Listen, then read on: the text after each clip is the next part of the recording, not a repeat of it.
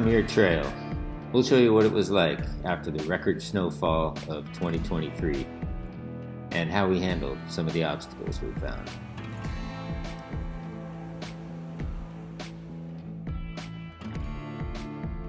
Here are all the items I brought on my John Muir trip. Got my big 4 items over here. Trekking poles, micro spikes, my shoes and water shoes, cooking equipment, water equipment, some of my clothing, rain gear. Here's my electronics, toiletries, mini inReach, some miscellaneous little items, and my main clothing in this area. You know, that was the trade-off. You know, you have to think about, you're going to be out there for a long time. Are you going to be miserable and extra lightweight, or carry a few extra pounds and then suffer because you're carrying extra weight? Here's sort of a typical 6-day supply of food out on the trail.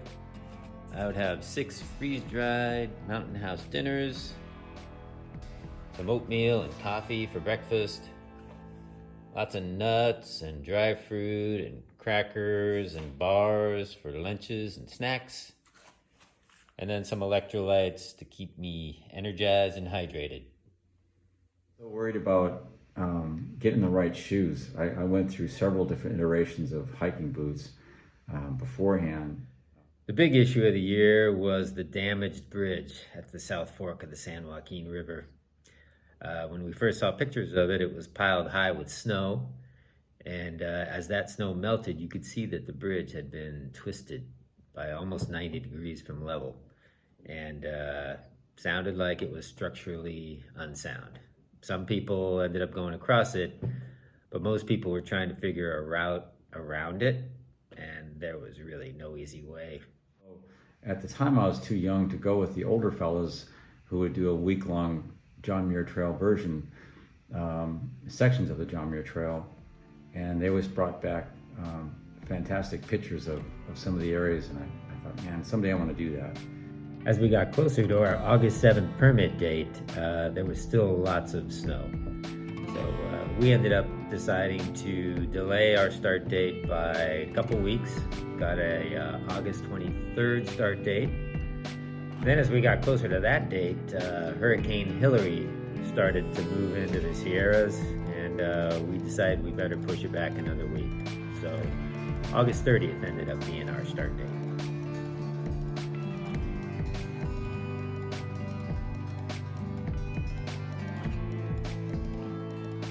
Here we are at the trailhead, getting ready for our long hike. You ready, Jeff? I'm ready, brother.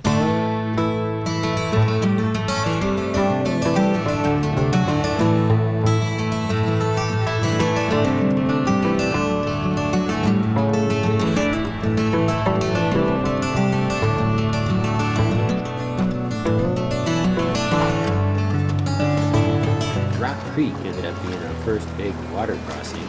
We had heard that it might be kind of deep, so we didn't really know what to expect, but it ended up being not a big deal, and it was actually kind of fun. Our first river crossing out of the way. That wasn't bad, right? Yeah, hey, good job, man. Whitney would be our first big test. We had been told that the snow wasn't too bad on the west side of the mountain, except for a big patch near the summit. But we'd also heard that a storm was moving in that day, so we tried to get an early start.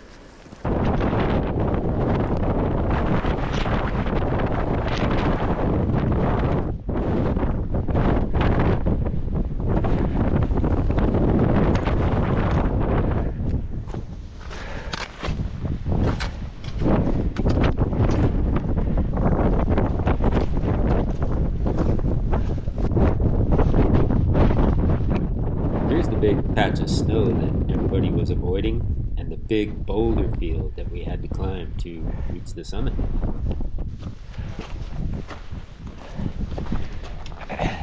You got it. Yeah, made it. Woo. Sheesh. was a battle. A good one. Fighting for it. What's that? Worth fighting for. Oh yeah, definitely.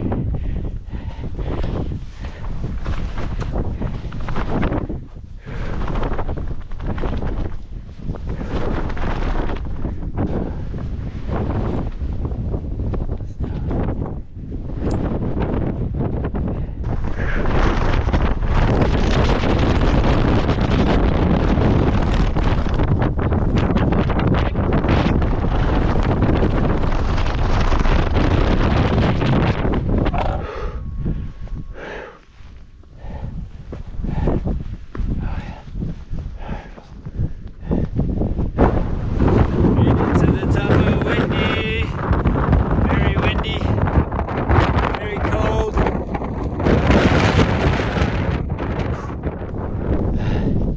It's a tough climb. Whew. It was actually hard to stand up Whitney that day without falling over, and we didn't spend much time up there.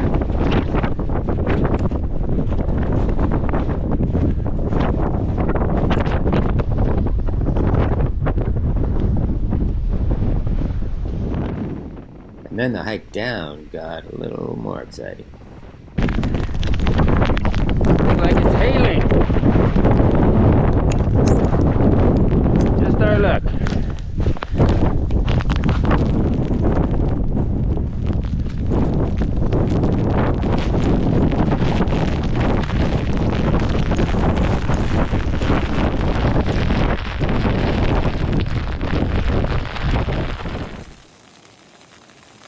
Needless to say, we ended up spending most of the rest of the day in our tents.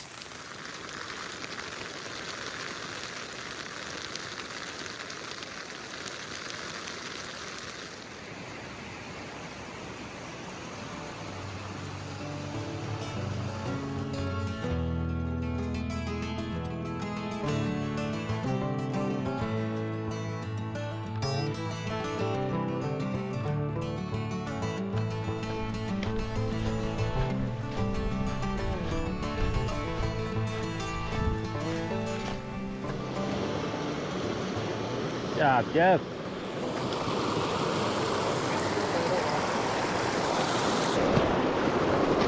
On day 4, we had 2 water crossings that we heard could be difficult, but we made it across using our water shoes.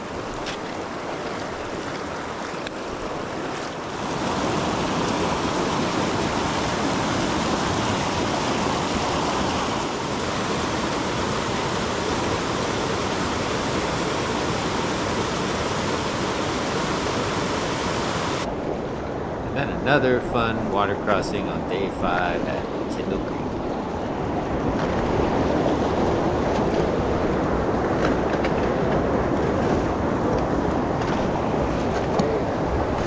No problem, huh? Yeah. Somewhere up ahead there is Forrester. Getting ready to go over that pass. Be a little over 13,000 feet. Just below Forrester Pass. There's Jeff off in the distance there. A little breezy, but not too bad.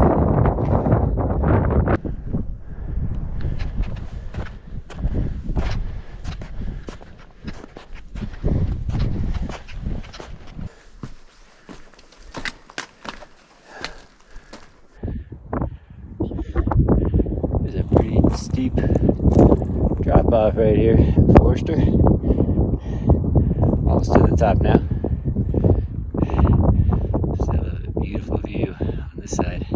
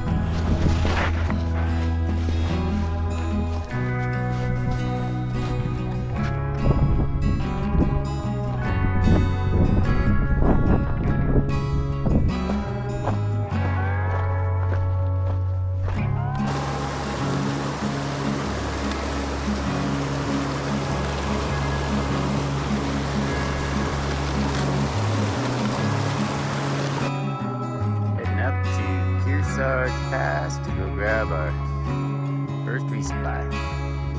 We switch back. It's nicer than the last one.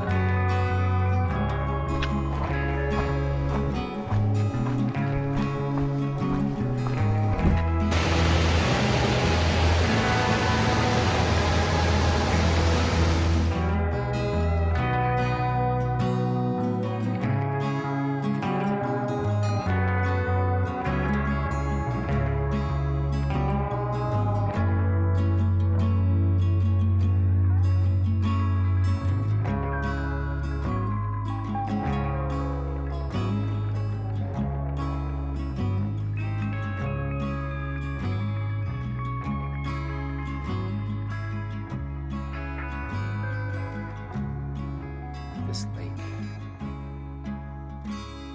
crystal clear blue water with icebergs floating in it. Wonder how cold that water is. Here's a look down from near the top of Glen Pass. Super steep. This little bowl. Imagine this all covered in snow and ice. That would be a little sketchy, to say the least. Oh, yeah. Oh, wow. Oh, no sign or anything.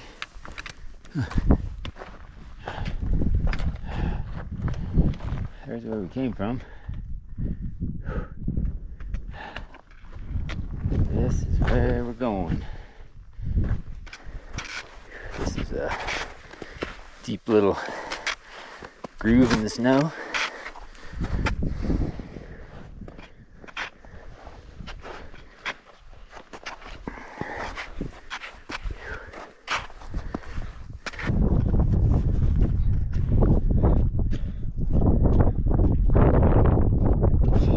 Awesome, good job, Jeff. Almost there. I know. It's fun though, right? In a way. Just summiting Mount Everest. I know. Awesome job. Whew. Look at that spectacular view behind you. Made it to Ray Lakes. This is the first one. We're gonna try to camp by Middle Ray Lake.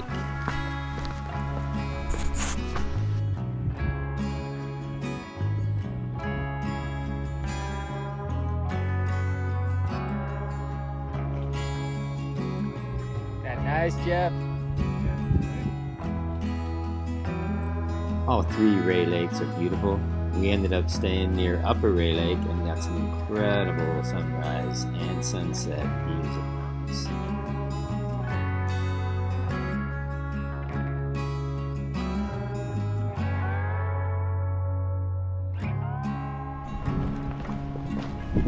Our next challenge was a massive tree fall we had been warned about in the Woods Creek area. It had apparently been caused by all the snowfall through the season and some avalanche activity. Couldn't get through the pile, so the only way to get around it was to bushwhack our way up and across the mountain. Let me check this out.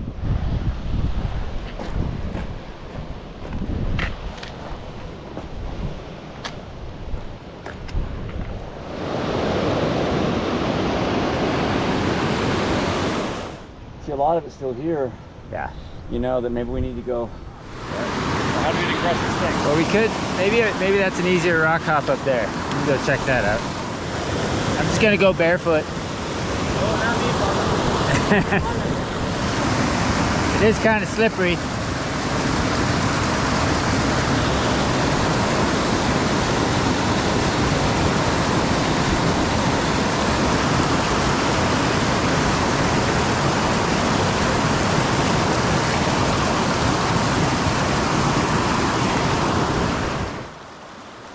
After the tree fall fiasco, there was a fun little rock hop water crossing, and then we reached the Woods Creek suspension bridge. Yep.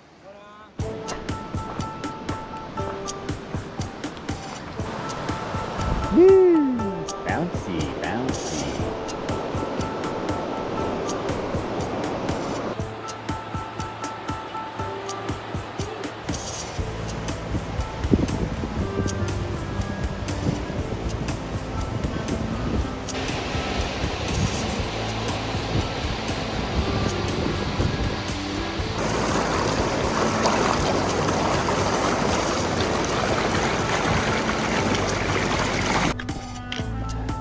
Day 9 was a nice hike along Woods Creek on our way toward Cottonwood Pass.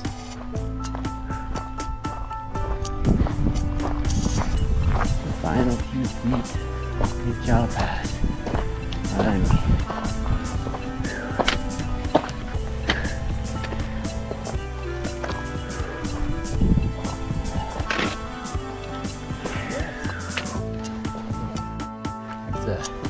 Quite a climb. How you guys doing? Great. Good.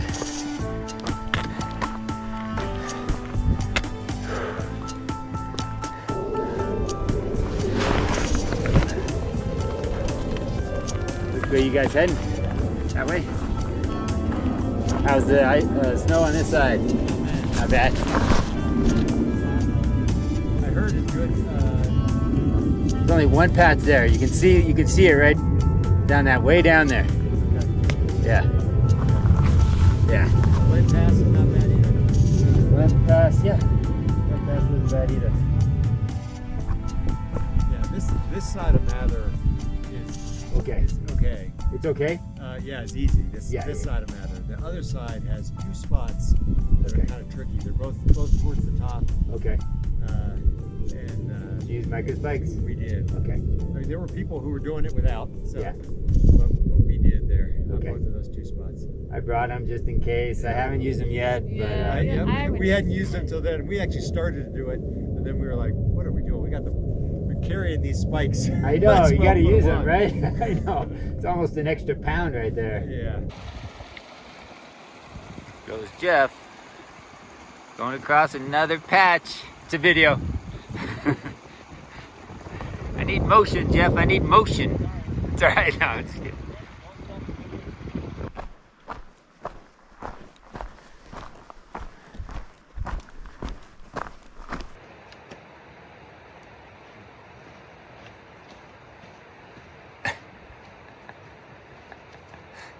Look at Lake Marjorie. Deep blue, kind of like Tahoe.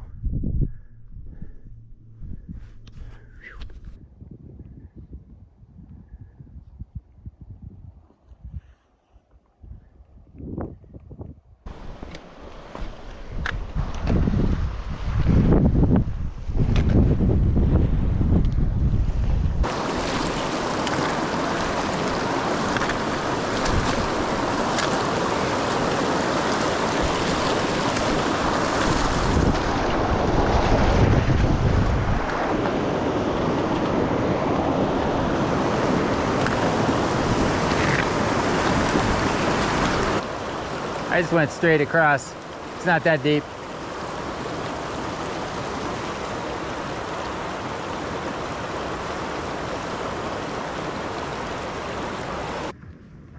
Hi, Hello. how you doing? Oh, good. Where you headed today? Probably gonna head up to one of the camps below the pass. Where? How much farther are their campsites? I think there's one in about three-quarters of a mile. What's in 3/4 of a mile? So she said that, yeah, that you can see it right here. Okay. Maybe. We would spend quite a bit of time looking for campsites at the end of each day. On this day, we ended up finding a pretty good site, a nice flat sandy area in amongst some boulders near a creek.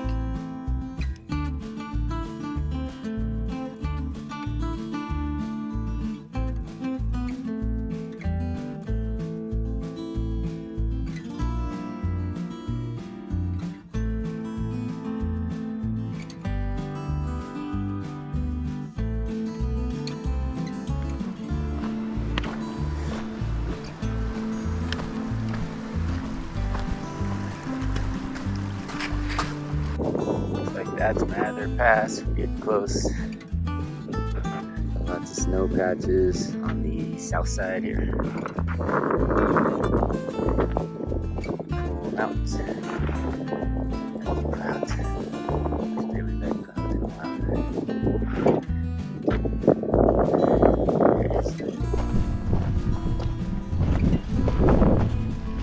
The snow patches on Mather Pass ended up being not quite as difficult as we expected.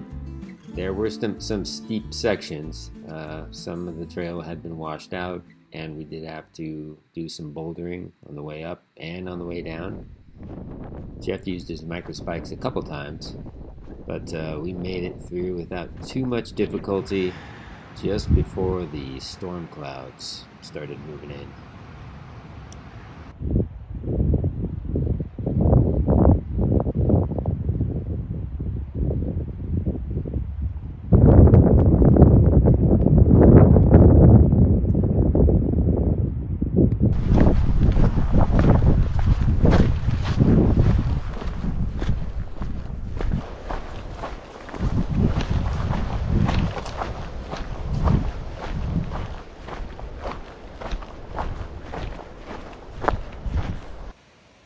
Our camp that night was at the intersection of Palisade Creek and the middle fork of the Kings River, next to a beautiful cascade. We had a couple deer visit us, and the next morning we had to start hiking in the rain. Okay.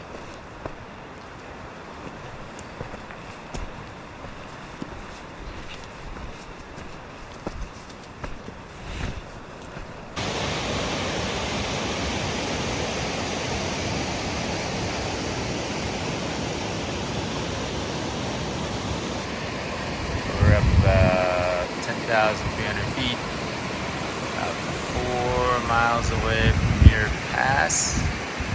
Supposed to be a storm this afternoon, so we're hunkering down. It's only about 1 o'clock, but set up our tents right out the storm.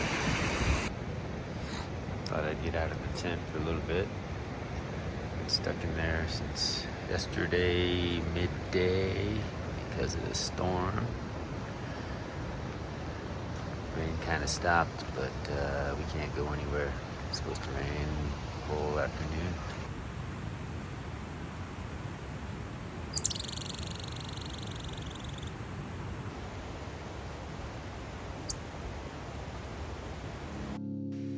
We were stuck here at Star Camp for almost 2 days because we didn't want to get caught up on Muir Pass during the thunder and lightning storm. The storm itself ended up being intermittent throughout those 2 days, with some thunder and lightning thrown in. But because food was starting to become an issue, we decided we were going to start hiking on day 13, no matter what.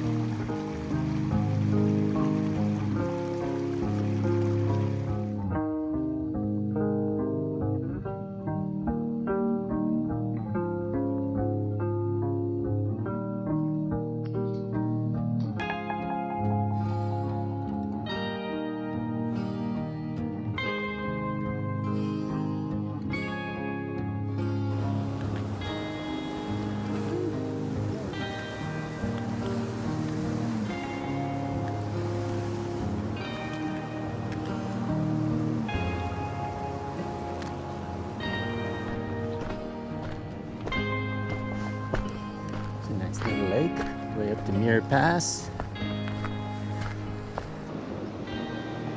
Since the storm had set us back in our daily mileages, we decided we were going to try to do 20 miles on day 13, including Muir Pass and the big water crossing at the south fork of the San Joaquin River. By this time, we had learned that it was possible to ford the river if you did it in the right spot, but that didn't make us any less nervous about it.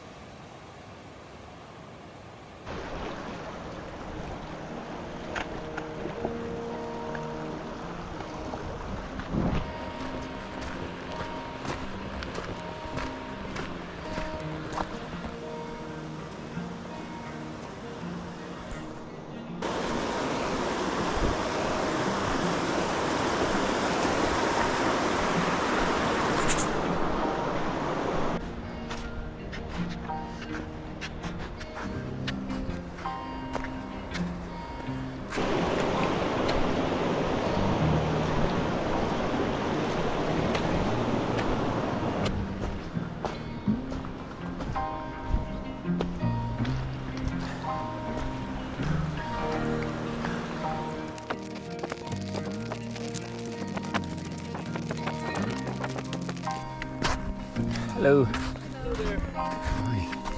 Beautiful day, huh? Beautiful day. Finally. I know, yeah, we needed it, right? Yeah, but he did that.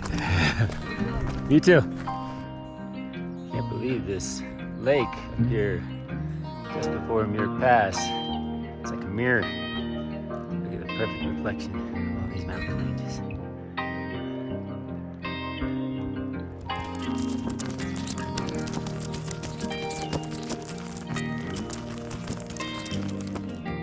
This is the area right below Muir Pass. Lots of snow patches still. We had to cross several of them. Some of them are pretty long still. But it's melting fast.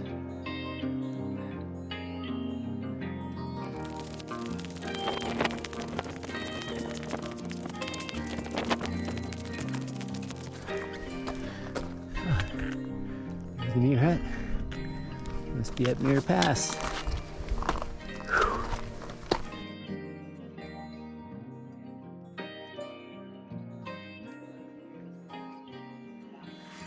Here's the John Muir hut. Pretty damp in here. And creepy.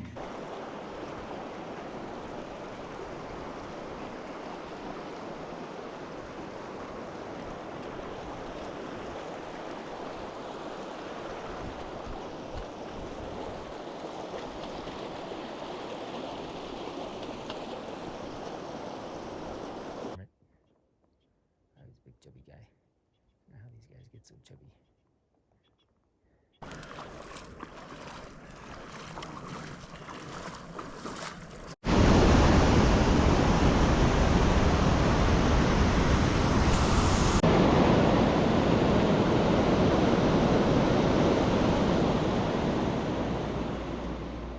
When we got close to the South Fork of the San Joaquin River, we found a sign instructing us to go past the trail crew camp and find a safe place to cross. A few days into our hike, another backpacker had given us a video of what they had seen, so we were sort of expecting to see this bridge, but when we got there we found that the crew had already dismantled the bridge, so our only choice left was to board the river.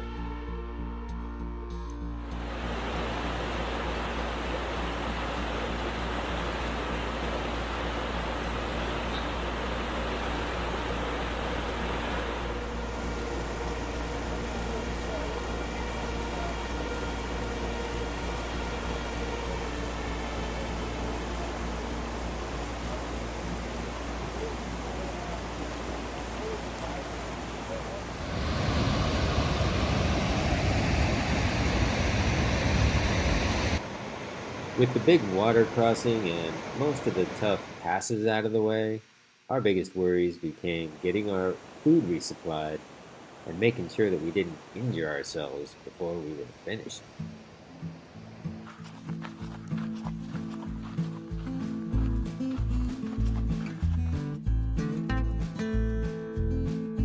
Just made it to MTR, pick up our second resupply.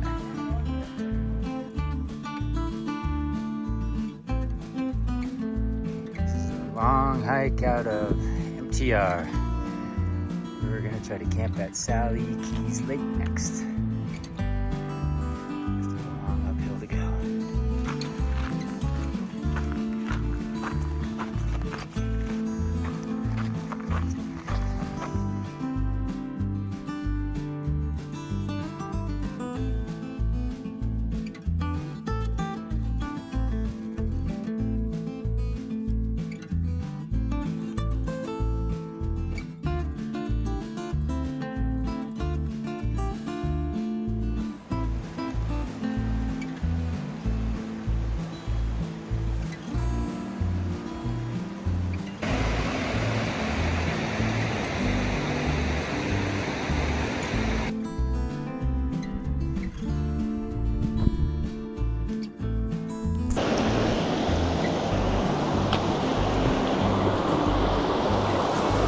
Going for a little dip.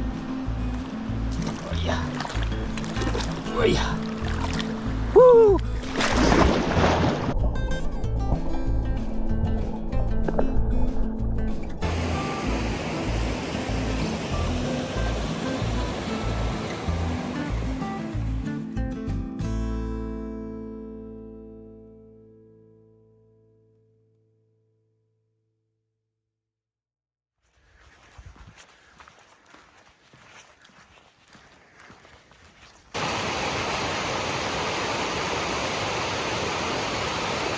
Thought we were done with snow.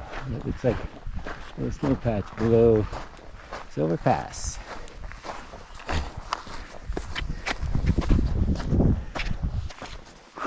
Hey, how you doing? Doing well, how you doing? Good.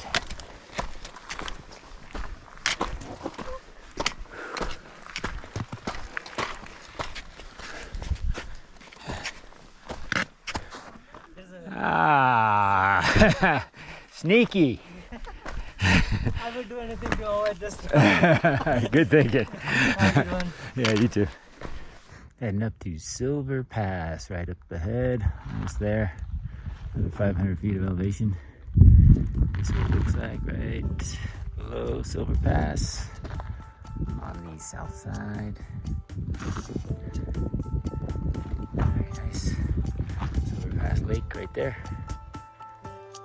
There we go. Here's the top of Silver Pass. Looks like we have a little snow patch to cross. That's where we're heading down there. Nice lake over there.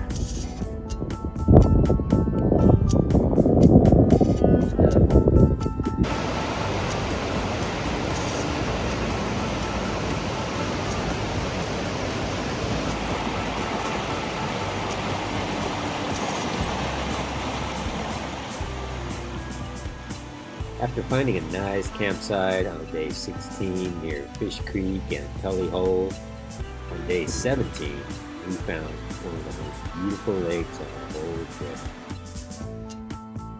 Here's Lake Virginia. It's about 9:30 in the morning, so it's still pretty calm. See some nice reflections. Very peaceful here.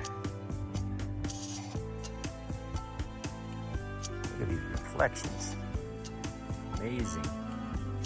This is part of Lake Virginia. Very calm waters. There's Jeff getting the perfect shot of Purple Lake. Purple Lake is a mighty pretty lake.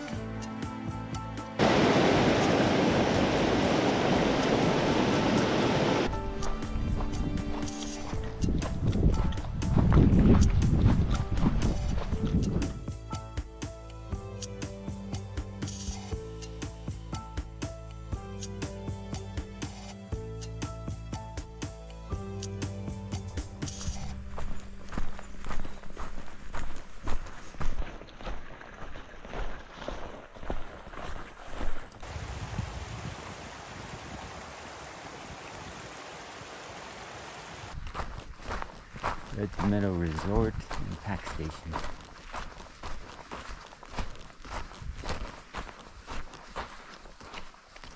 This is our turnoff. Here's a pack station, getting close to Red's Meadow Resort. Pick up our third resupply. Here's Jeff, checking out the sign.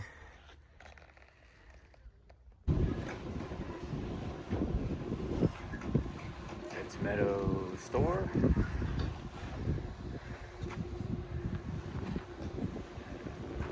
There's the cafe over there.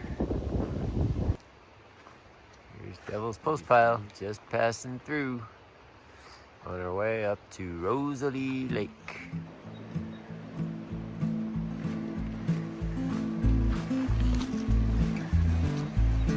Oh, is this the crossing? Yeah, go ahead. I don't know. I couldn't keep up with you back there. All right. Besides, I can watch you do it. Watch me fall in the river. Little wiggly. Yeah.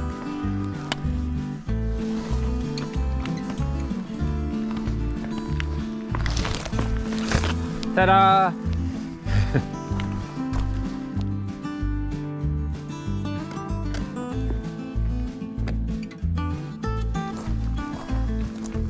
Wow, here's Rosalie Lake.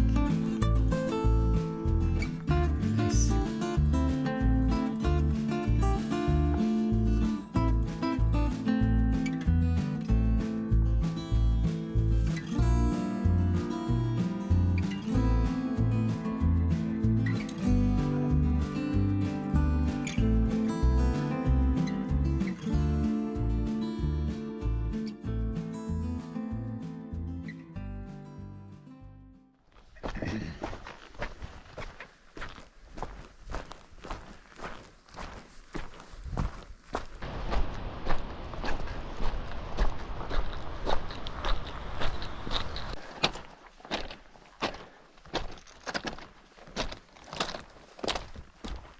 There's Garnet Lake.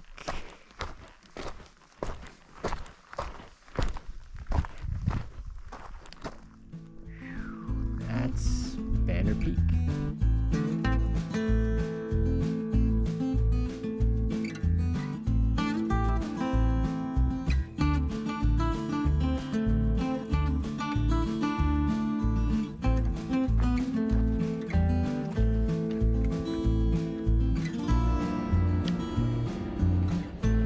Beautiful Garnet Lake. Here we are taking a little rest stop on our journey to Thousand Islands Lake. Say hi to your fans, Greg. Hello, man.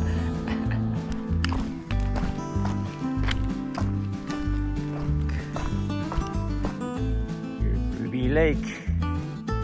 Just like last time I came here, it has a big buildup of snow on that end of the lake. Another patch over there. Nice and clear water. Look at that, you can see all the way to the bottom.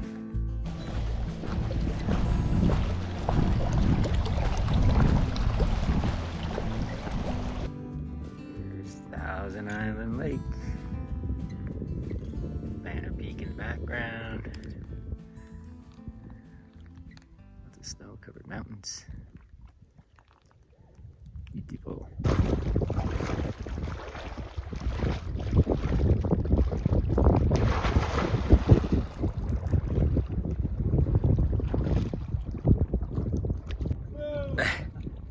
Oh yeah.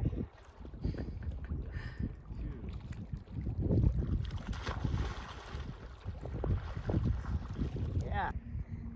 Campsite for day 20. Not too shabby.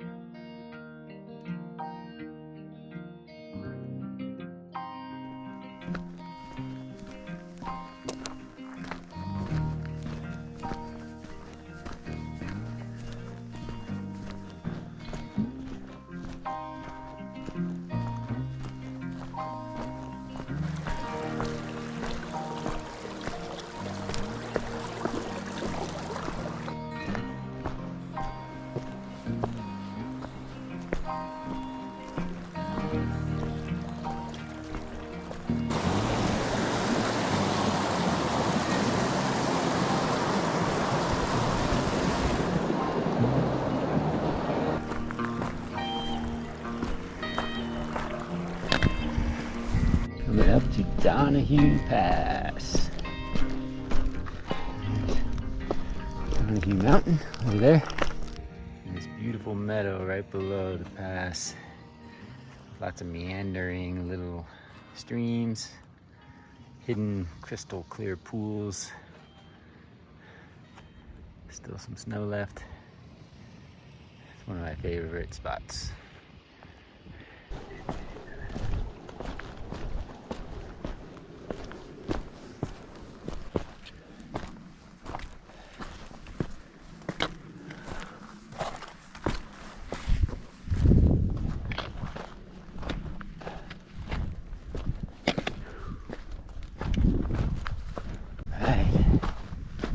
Up to Donahue Pass. You see the sign ahead. That was a lot of steps.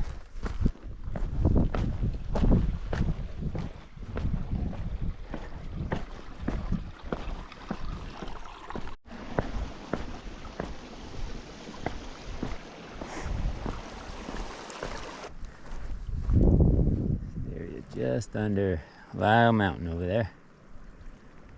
Still lots of snow in the glacier. spot.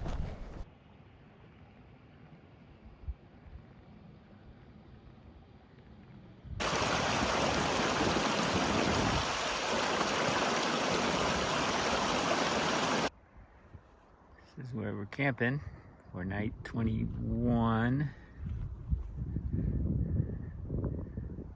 It's not bad. It's got some, it's got a nice water source, nice little meadow. There's a storm brewing up there, but so far we haven't seen any rain for the last few days. We'll see about tomorrow.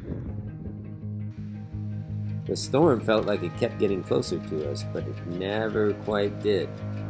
We had a great show from our vantage point of the hailstorm over Lyle Canyon, and a really nice light show in the clouds behind our tents.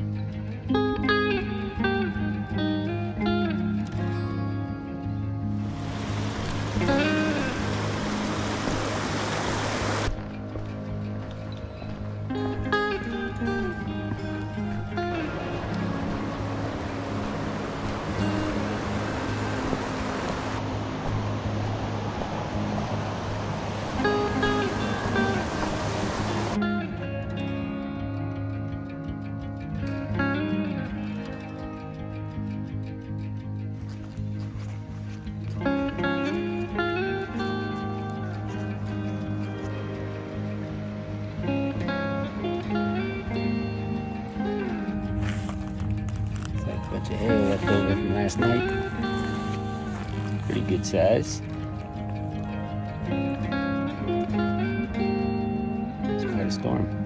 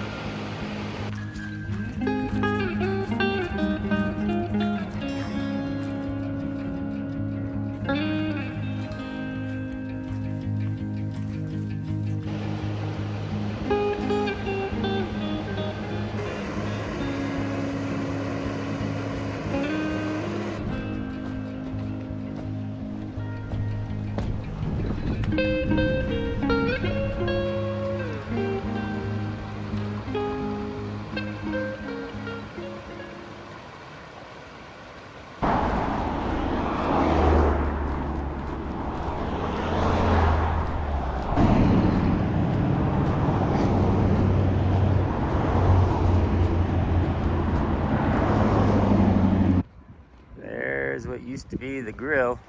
Looks like they're renovating. Looks like no burger today.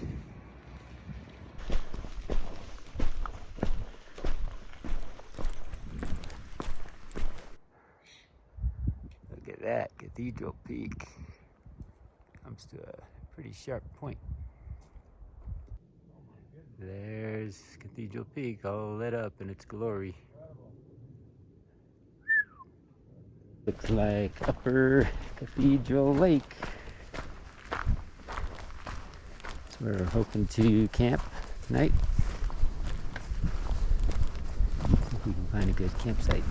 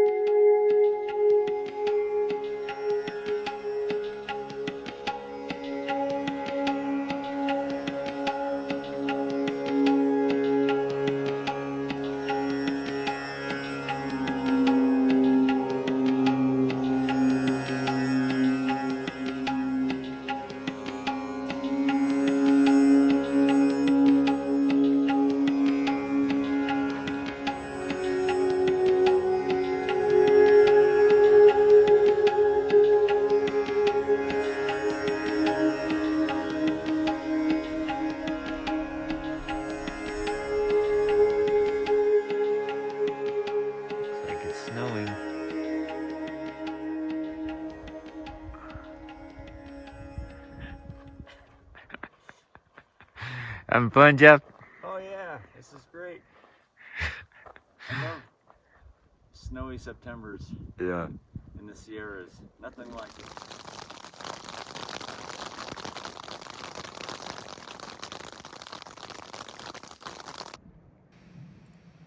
The next day, we took a little side hike down to Lower Cathedral Lake. We ended up spending 2 nights at Upper Cathedral Lake, partly because it's so beautiful there, and partly because of issues with our transportation back home. The sun would be out for part of the day, each day. Storm clouds would move in the afternoons, and at night, it was really, really cold. Some icy water this morning. Below freezing last night. Nice and peaceful. Really cold, frosty morning.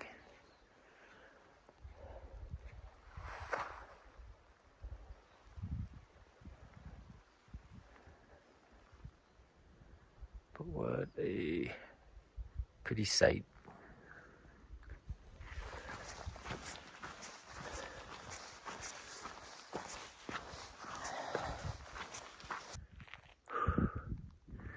Just coming over Cottonwood Pass now. Heading down toward the valley. Only about 18 more miles to go.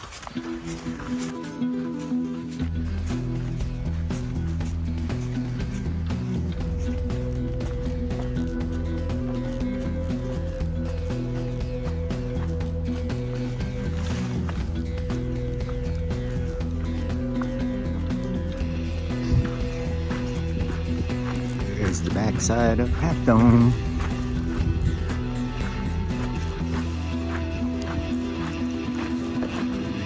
Here's our campsite in Little Yosemite Valley. A little crowded, but lots of other backpackers camping here.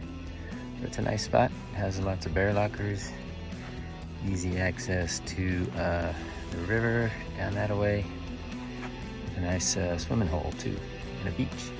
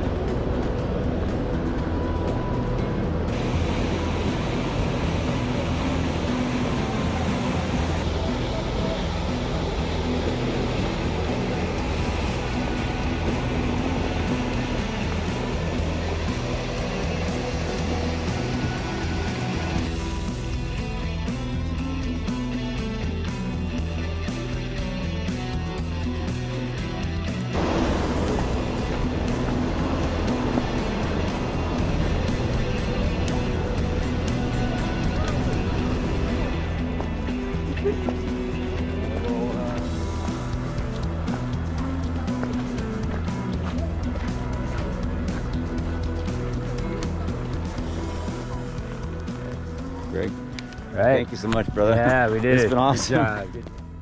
And with that, our adventure was complete. And what an adventure it was.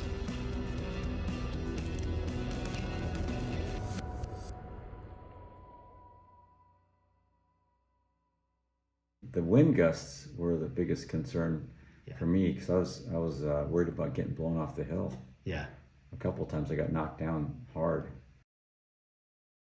I thought I might be able to get by with the small bear canister, but it turned out it was just too difficult to put 6 or 7 days of food inside the BV 450 bear canister. So if I had to do it again, I would use the BV 500, the big one, because I just didn't have enough food. I ended up losing 10 pounds on the trip.